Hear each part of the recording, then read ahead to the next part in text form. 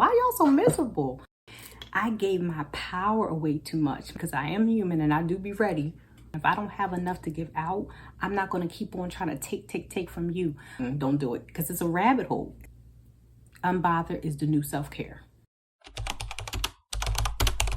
Well, I talk about business and I talk about growing and growth, and that's what we need to be focused on this year. Don't be focused on the negativity. I know there's a whole lot out here, especially in social media. Why y'all so miserable?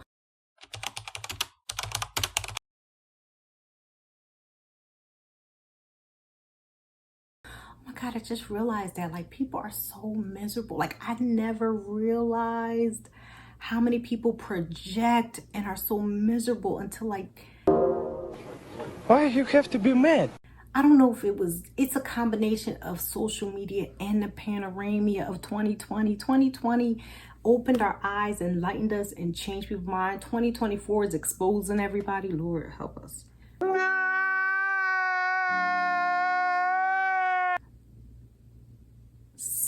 There's always good with the bad. There's always good with the bad. But we got to find balance, guys. Like I get it that we want to be vocal because we couldn't speak out. We were a generation, some of us were a generation that couldn't share our mind and speak out. We were afraid to. But sometimes, like, I think y'all just hide under the guise of like, well, you shouldn't share it on social media. Well, you shouldn't, just to be like miserable or mean and nasty. And I deal with your emotions over here. But when it comes time for business, like I get people put themselves out there. I've put myself out there a couple times, and I get the idea behind, well, don't say nothing if you don't want nobody to respond. But like, you're not entitled to everything just because someone put it out there. You're not entitled to their whole life. You don't have to be on their videos if you don't like them or like what they're saying and doing. That's suspicious. Like there's so many like choices in life. And I just feel like for you to choose to use your good time and energy to be fighting with people on their video or in the comments. That's weird. And I get it because I've had a moment or two and I had to stop. And then one time this year where I said something and I was just like, oh, no, don't do it. Because it's a rabbit hole. It's a rabbit hole of negativity. And honey, my energy, my peace is more important to me, especially than to do that with strangers. I don't even do that with people I know. I don't give my energy to negative people or negative energy. Because negative energy will suck the life and positivity out of you. I'm telling you, be careful who and what you surround yourself with, because it is slowly just what? I remember my mom's neighbor, well, my neighbor growing up, but because listen, they've had some of the same neighbors for years, but she saw me one day outside and she was just like, you're always happy. She was like, every time I see you, you always look happy. And it, first of all, it's a compliment because I was like, really? Wow. Like, I'm glad you think that. But in my mind, the first thing I was thinking was like, I am not always happy. Now, the joy of the Lord is my strength, but I am not always happy. But I think what she meant is like, I always see you smiling. And she didn't say smiling though. So she meant there's probably like, you always seem to be content or enjoying life. And I remember when I started posting about my healing from narcissism journey, and I'm going to continue with that. I had to stop for a while, and a lot of things, guys, you just don't even know. I be sharing a lot more than I used to, but I still don't share a lot, and it's for safety measures too sometimes.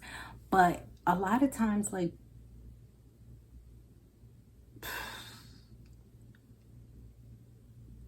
I feel like I used to do this my whole life, so people might not see the difference, because I used to be able to smile, use my smiles and mask. I used to mask how I felt, mask hurt, mask frustration, bottle things up.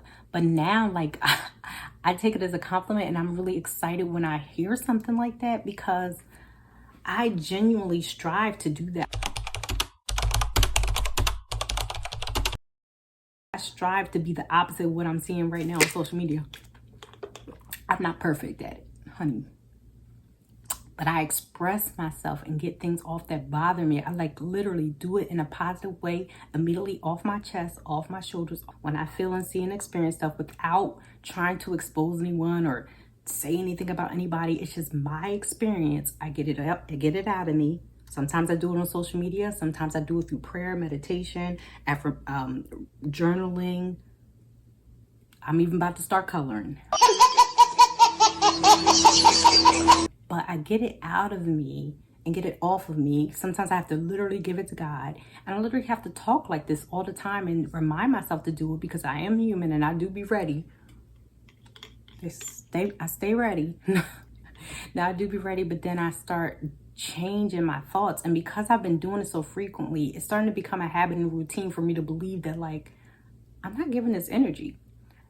I really don't. And I was such an emotional wreck at one point, and I had so much, emotional baggage and things from just allowing too much to happen to me. And then just finally I couldn't take it and I blew up a few times. And I realized it's because not only do I need to not bottle things up, but some things just don't require my energy. Like, I gave my power away too much. My mind, my spirit, my soul. If you're not worth it, I'm not fighting with you. I'm not going back and forth with you. I'm not arguing with you. I'm not spending time with you. Like, literally, I spend my time where it's valued and where I feel it's most needed and I'm most valuable. It may look selfish now because of how I used to be, but honey, it's not selfish. It's self-love. It's self-care, because I am going to be no good for anyone if I'm not first good for me. So I monitor who and what I let in. I'm not perfect at that. And I also monitor my behaviors and my characteristics. And if I don't have enough to give out, I'm not going to keep on trying to take from you. I'm going to take from where I have to give back and pour back into. And I'm going to expect the same. And if I don't, I have to find some balance or find somewhere where I can get the balance.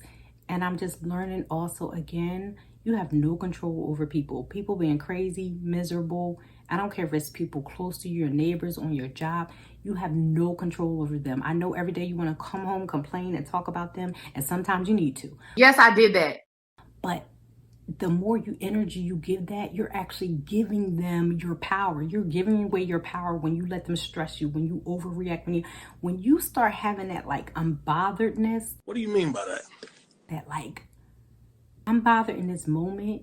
I mean, you can have moments, honey, I have moments. But when you have that overall unbotheredness, let me tell you about your health and wealth. It will change your health. It's changed mine, especially as somebody dealing with fibroids. I know what causes me to flare up, stress being one of them, not getting sleep because I'm worried or bothered by stuff, not, stressing out over other things. Unbothered is the new self-care. Unbothered. Not caring what people do and think is not caring about people. Don't let it fool you. You want to care how you make people feel to a certain extent. So you don't want to come off or present yourself as, like, mean, aggressive, or things like that. But if you are doing something in a genuine way, or if you are a genuinely nice or kind person and you have other people experiencing you differently, it's okay to just let it go. It's okay to not fight for your rights. And trust me, it's hard, especially if people are doing things like trying to ruin your character. Y'all know I don't want to go down that road. It's even harder. But sometimes, and not all the time, because sometimes you got to fight back. Let's go. The right way.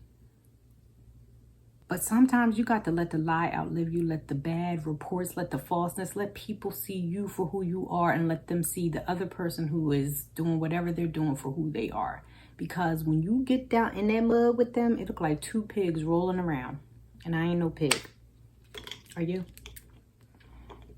All right, guys, that's enough of this rambling vlog. I'll see you in the next video.